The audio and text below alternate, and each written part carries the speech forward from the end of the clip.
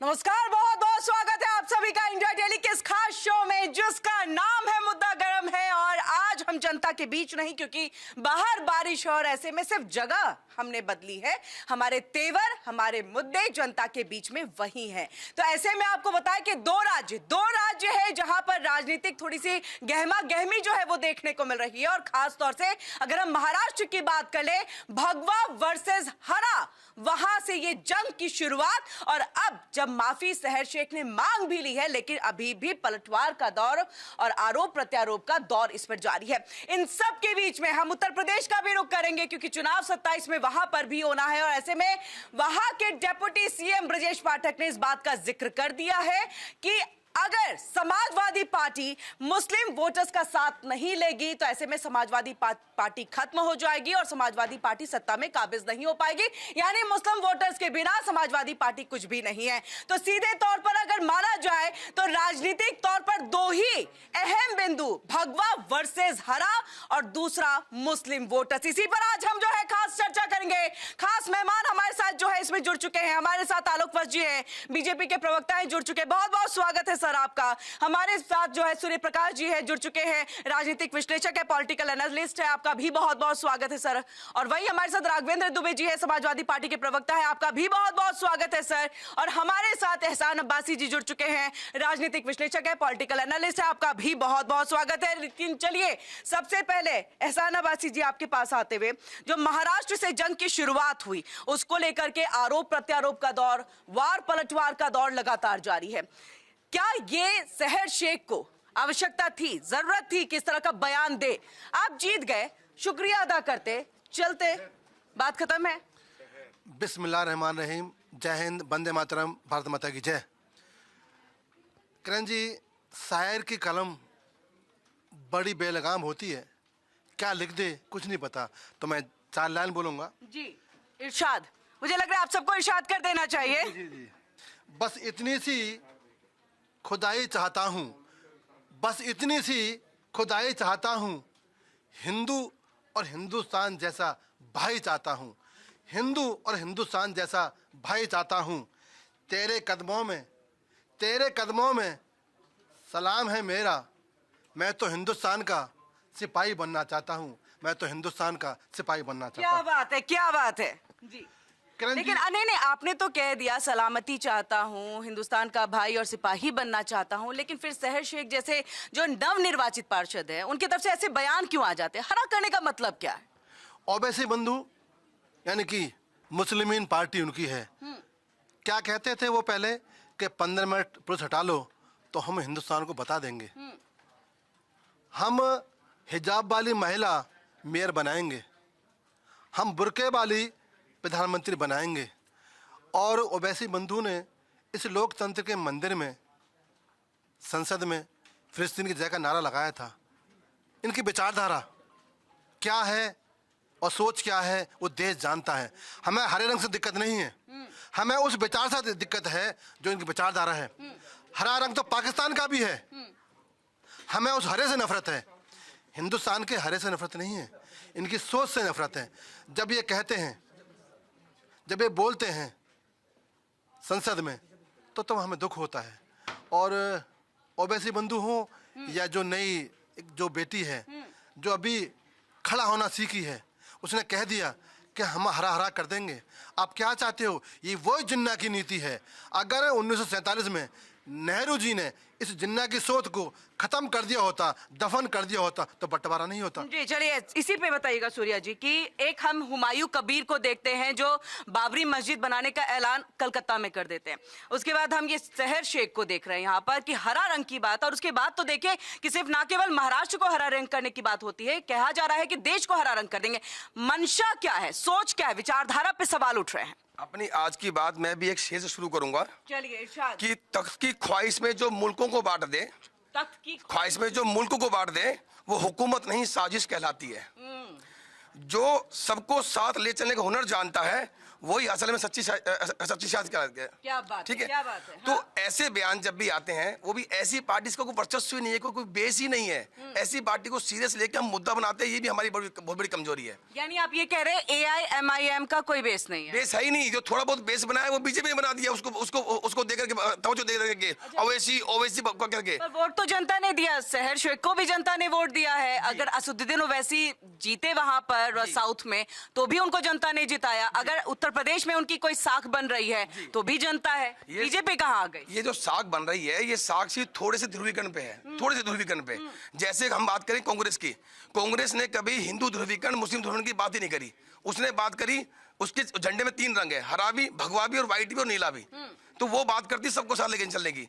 तो यहाँ पर ये देखना जरूरी है खाली कि शहर शेख ने जो बयान दिया है वो व्यक्तिगत बयान है उसका, या उसका एम का बयान है, ये तो पता नहीं। बात तो वारिस पठान ने भी सपोर्ट कर दिया, जलील ने भी सपोर्ट तो कर दिया। इसके सपोर्ट में हम खुद उसके सपोर्ट में नहीं है, हम उसके खुद खिलाफ है। ऐसे बयान कांग्रेस अगेंस्ट में नहीं, बिल्कुल बिल्कुल कांग्रेस अगेंस्ट में है। देखो, मैं कांग्रेस का प्रवक्ता नहीं हूँ, लेकिन कहीं ना कहीं जो देश की बात करते हैं वो उसके अगेंस्ट में ही होंगे, चाहे वो कोई भी हो। अगर कोई रंगों की राजनीति करता है किसी भी तरीके से, वो देश संविधान के साथ हो ही नहीं सकता। तो ये देश संविधान के साथ नहीं है। यही आरोप जो है बार बार बीजेपी की तरफ से भी लगाया जा रहा है, शहर शेख के ऊपर में भी, वारिस पठान के ऊपर में भी, कि संविधान से हट करके जो है अपनी बातों को रखते हैं। जो सिर्फ कहा जाता है कि हम संविधान से चलते हैं, हम बाबा अंबेडकर के संविधान को जो है बहुत मानते हैं, तो ऐसा उनकी बातों से जो है वो चीजें असर दिखती नहीं है। और इसके साथ साथ असदुद्दीन ओवैसी हो, वारिस पठान हो, वो तो ये भी कह रहे हैं कि जब बीजेपी भगवा रंग की बात करती है वो कानूनी तौर पर कुछ गलत नहीं, तो फिर हमारा ये हरा रंग कह देना कानूनी तौर पर गलत कैसे हो गया? देखिए किरण जी, मैं इसको गलत नहीं मानता हूं। हर पार्टी को अधिकार है अपने पार्टी के बारे में अच्छी अच्छी बड़ी बड़ी बातें करने का। और शहर शेख अभी नई नई कॉरपोरेटर बनी हैं, तो उतावलापन है उनके अंदर, बचपना कहिए। और एक पुरानी कहावत है कि नया मौलवी ज्यादा प्याज घिसता है। तो ये नए नए पावर में आई हैं, तो ये कुछ बड़ी बड़ी बातें करने लगी हैं। ये अगर नए पावर में, लेकिन इनको तो पुराने जो पावर में रहे हैं वो सपोर्ट कर रहे हैं। देखिए, सपोर्ट करना उनकी नियति है कि अपने किसी सिपाही को क्या कहें कि तुम जो बोल रहे हो गलत कह रहे हो, नहीं। लेकिन इनका जो सपना है, ये पहले मुंबई को हरा कर दें तब हिंदुस्तान की बात करें। कभी भी इस देश में हरापन नहीं आ सकता है, सौहार्दपूर्ण वातावरण बन सकता है, एक दूसरे के साथ मिलजुल कर रहने की कवायद हो सकती है। लेकिन ये हरा करने की जो बात कह रहे हैं, ये कोसों मील दूर बात है। ऐसा कतई नहीं हो सकता।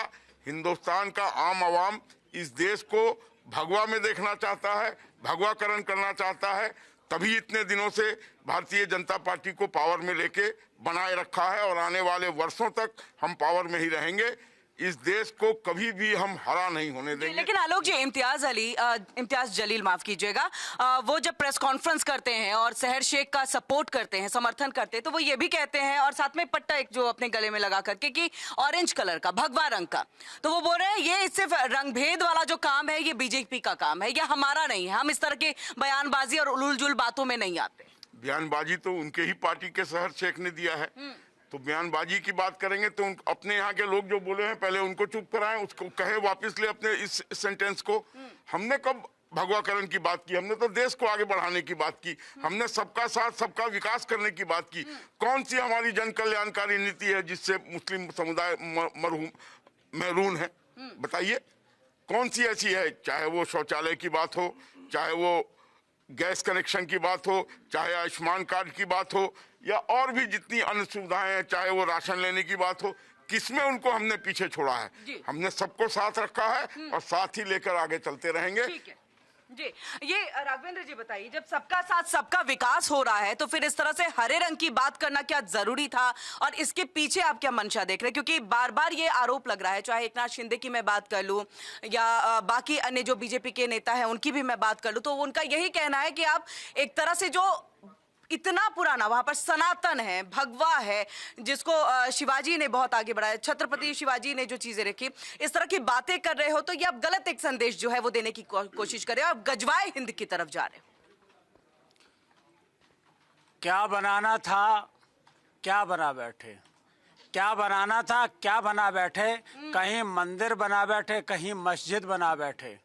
हमसे अच्छी तो परिंदों की जात है, कभी मंदिर पे जा बैठे, कभी मस्जिद पे जा बैठे। क्या बात है। वो भेद नहीं कर रहे हैं, लेकिन यहाँ भेद हो रहा है।